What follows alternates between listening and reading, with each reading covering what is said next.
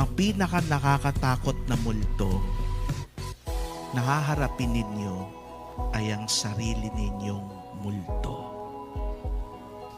Yes, they are smiling, they look happy, but deep inside, they are broken. Pero gusto kong sabihin sa inyo, hindi kayo nag-iisa sa inyong pinagdadaanan. Anong kailangan nyong gawin? Minsan ang kailangan nyo lang gawin ay humanap ng mga tao na handang makinig at tumanggap sa inyo.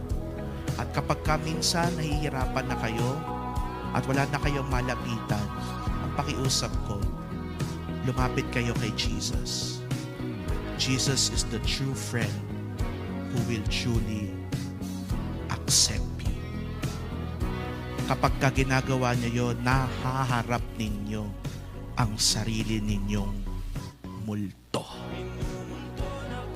At kapag naharap niyo ang sarili ninyong multo, masasabi ninyo, hindi na ako takot sa sarili kong multo. Dahil ito'y parte ng aking pagkatao. This is part of who I am. And I accept kung sino man ako.